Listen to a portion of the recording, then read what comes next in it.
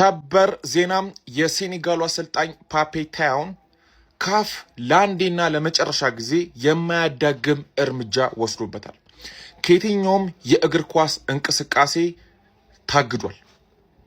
ትናንትና በአፍሪካ ዋንጫ የፍጻሜ ጨዋታ ሴኔጋል የፍጹም ቅጣት ምት ሲሰጥባት አንጫወትም፣ ተጫዋቾቹን ኑ ወደ መልበሻ ክፍል ግቡ፣ ከሜዳ ውጡ ማለቱን ተከትሎ ካፍ የማያዳግም እርምጃ ወስዶበታል ማለት ነው። ለአንዴና ለመጨረሻ ጊዜ ከየትኛውም የእግር ኳስ እንቅስቃሴ አግዶታል። የመንደር የሰፈር ጨዋታ ነበር ያደረገው። ይገባዋል ብዬ ነው ማስበው ቅጣቱ። ካፍ ትክክለኛ ውሳኔ ይወስናል። ከትናንቱ ከአፍሪካ ዋንጫ ፍጻሜ ጨዋታ በኋላ የሴኔጋሉን አሰልጣኝ የአፍሪካ እግር ኳስ ፌዴሬሽን ከእግር ኳስ አግዶታል። እንዲሁም ትላንትና በፍጻሜው ጨዋታ ላይ በነበረው ግርግርና ሁከት ምክንያት የሁለቱም ክለብ ብሔራዊ ቡድኖች በካፍ ቅጣት እንደሚጠብቃቸው ተረጋግጧል።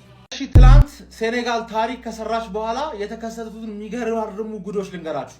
የሴኔጋል አሰልጣኝ ይታገዳል በካፍ ማለት ነው። ከምንም አይነት ማሰልጣኝ ከምንም አይነት እግር ኳሳዊ ስራዎች ይታገዳል። ምክንያቱም ተጫዋቾቹን ወደ ባክስቴጅ ይዞ ስለሄደ ማለት ነው። እኔ በሰዓቱ ስሜታዊ ሆኜ ወንዳታ ይዛቸው ሄድ ምናምን እያልኩኝ ነበረ።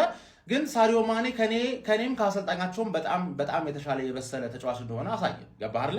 ይዟቸው ወጥቶ ለክብራችን ስንል መጫወት አለብን አለ። ከዛ ደግሞ ካርማ ፈጣሪ ምላሹን ሰጣቸው ማለት ነው። ግን ሞሮኮ እነሱ ሀገር ስለሚጫወቱ ማለት ነው የበረኛ ፎጣ ኢማጂን ዝናብ ነበር አይታችኋላ። ፎጣ በረኛው እጁን እንዳያደራርቅ ፎጣ እየሰረቁባቸው ነበረ። ከሴኔጋል ብቻ ነው ናይጄሪያኖችም እንደዚህ ሲያደርጉ ነበረ። ገባ አይደለ? ቆሻሻ ስራ እኮ ነው ይሄ፣ ቆሻሻ ስራ ነው። እና እኔ ዳኛው ለፔናልቲውን አሰጥም ለምሰጠ ምናምን ያን ያህል ይሆናል 50-50 ነው። ቢሰጥም ባሰጥም ምንም ቅር አይልም። እኔ ዳኛው ሌባ ነው ያልኩት የሴኔጋል ጎል መሻር አልነበረበትም። ቪአር ራሱ ያላየው ነው ይሄ መላጣ ደብዳኛ ጎሉ ሳይገባ ፊሽካ ነፋ ማለት ጎሉ አይታይም በቪአር። ልክ እንደ ሞርጋን ሮጀርስ ማን ዩናይትድ ላይ አግብቶት እንደነበረው ጎል የሲዝኑ መጨረሻው ጌም ትዝ ይላችኋል። አስቶን ቪላ ቻምፒየንስ ሊግ አጣበት በዛ ስተት ምክንያት ማለት ነው። እና ኡናይ ኤምሪ ተጫዋቾች በቃ ተተውን እንዲምናም ቢል ኖሮ አስበዋል አይደል? ስለዛ ወደ ኮምፒቲሽኑን ያራክስ ነበረ ተተውት ቢወጡ ኖሮ።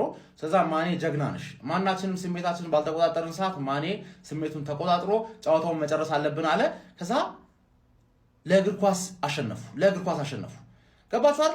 የሞሮኮዎች እንደዚህ እየቻሉ የዓለም ዋንጫ ሰሚ ፋይናል የደረሰ ቡድን ሆነ እንደዚህ ትናንሽ የማጭበርበር ነገሮች መጠቀም ምንድነው ጥቅሙ? ይሄ እኮ ሌብነት ነው። ገባችኋል? እሰይ ሰበር መረጃ ተሰምቷል። የተጠበቀው ነገርም ሆኗል። የአፍሪካ እግር ኳስ ፌዴሬሽን ካፍ ከሰዓታት በፊት ይፋ እንዳደረገው ከሆነ የሴኔጋሉን አሰልጣኝ ፓፓ ቲዩን ላልተወሰነ ጊዜ ከማንኛውም የእግር ኳስ አሰልጣኝነት ማገዱን በአሁኑ ሰዓትም ይፋ አድርጓል። በሌላ በኩል የፊፋውን ፕሬዝዳንት ጂያን ኢንፋንቲኖ የፍጻሜ ጨዋታ ላይ የተፈጠረውን ብጥብጥ ያወገሱ ሲሆን ሴኔጋልና ሞሮኮ ቅጣት እንደሚጠብቃቸውም እየተገለጸም ይገኛል። እንደምትመለከቱ በትናንትናው ዕለትም የሴኔጋሉ አሰልጣኝ ፍጹም ቅጣት ምት በተሰጠባቸው ጊዜ እንደምትመለከቱ ተጫዋቾች ሜዳውን ለቀው እንጡ ማዘኑን ተከትሎ ከትናንት ጀምሮ እጅግ ሲያነጋግር እንደነበረም የሚታወስ ነው። በአሁኑ ሰዓትም እገዳ እንደጣለበትም ተሰምቷል። እስቲ ስለዚህ እገዳ ምን ትላላችሁ? ተገቢ ነው ወይስ ተገቢ አይደለም? ሀሳባችሁን መስጠት ትችላላችሁ። ለፈጣንና ለእውነተኛ መረጃ ፎሎ ማድረግም አይረሳ። መልካም ቀን፣ መልካም ውሎ። ሰበር ዜና የአፍሪካ እግር ኳስ ኮንፌዴሬሽን ወይም ካፍ ከሰዓታት በፊት ይፋ እንዳደረገው የሴኔጋሉ አሰልጣኝ ፓፔ ቲያውን ላልተወሰነ ጊዜ ከማንኛውም የእግር ኳስ አሰልጣኝነት አገደ። በሌላ በኩል የፊፋው ፕሬዝዳንት ጂያኒ ኢንፋንቲኖ በትላንትናው የፍጻሜ ጨዋታ ላይ የተፈጠረው ብጥብጥ አውግዘዋል። ሴኔጋልና ሞሮኮ ቅጣት እንደሚጠብቃቸውም እየተገለጸ ነው። ካፍና ፊፋ ሰበር የተባለ ውሳኔ በሴኔጋልና በሞሮኮ እንዲሁም ደግሞ በሴኔጋሉ አሰልጣኝ ፓፔ ላይ ውሳኔ ወስነዋል። በደንብ ኮፒሊንግ እያደረጋችሁ ለእግር ኳስ ቤተሰቦች አድርሱ። በትላንትናው ዕለት ሴኔጋል የአፍሪካ ዋንጫ ማንሳታው ይታወቃል። እዚህም እንግዲህ ውዝግብ የነበረበት ጨዋታ ነበረ። በጣም ብዙዎችን ያወዛገበ ውሳኔዎች እየተወሰኑ ነበረ። እናም የሴኔጋሉ አሰልጣኝ ፓፔ ሞሮኮ ብሔራዊ ቡድን ፔናልቲ ሲሰጥ ሜዳውን ለቃችሁ ውጡ በማለት እንግዲህ ትዕዛዝ አስተላልፎ ነበር። ያንን በማስመልከት ካፍ ላልተወሰነ ጊዜ ፓፔን ማለት ነው ከእግር ኳስ ስልጠና እንደታገደና ፊፋ ደግሞ የሞሮኮና የሴኔጋል ብሔራዊ ቡድኖች በቀጣይ ከበድ ያለ ቅጣት እንደሚገጥማቸውም እንግዲህ አስታውቋል። እስቲ በሁለቱ ውሳኔዎች ጉዳይ ምን ሀሳብ አላችሁ? ሀሳባችሁን ኮሜንት ሴክሽን ላይ በደንብ ኮፒ ሊንክ ማድረግ። አሰልጣኙ ታገዱ። የአፍሪካ እግር ኳስ ኮንፌዴሬሽን ከሰዓታት በፊት ባወጣው መግለጫም የሴኔጋሉ አሰልጣኝ ፓፔ ቲያውን ላልተወሰነ ጊዜ ከማንኛውም የእግር ኳስ አሰልጣኝነት ማገዱንም ይፋ አድርጓል። የፊፋው ፕሬዝዳንት በትላንቱ የፍጻሜ ጨዋታ ላይ የተፈጠረውን ብጥብጥም አጥብቀው አውግዟል። በዚህ ምክንያት በሁለቱ ሀገራት ማለትም በሴኔጋል እና በሞሮኮ ላይም ከባድ ቅጣት እንደሚጠብቃቸው በአሁኑ ሰዓት ላይ እየተገለጸም ይገኛል። ሰበር መረጃ ነው የተሰማው ማለት ነው። የሴኔጋል አሰልጣኝ የሆነው ፓፓቲያው ትላንትና እንግዲህ ተጫዋቾቹ እንዳይጫወቱ ፔናልቲ ከተሰጠ በኋላ አስወጥቷቸው ነበር። ሆኖም ግን ዛሬ ካፍ ከስራው እንዳገደው ተነግሯል ማለት ነው። አሰልጣኙ እንግዲህ እንደውም ማኔ ይሄንን ጨዋታ ስላበረደ ነው እንጂ ከአፍሪካ ዋንጫ ሆነ ከዓለም ዋንጫ እንግዲህ ካፍ ሊያግዳት ይችል ነበር ሴኔጋልን። ግን ለጊዜው አሁን ያገደው አሰልጣኙን ፓፔቲያውን እንደሆነ ተነግሯል ማለት ነው።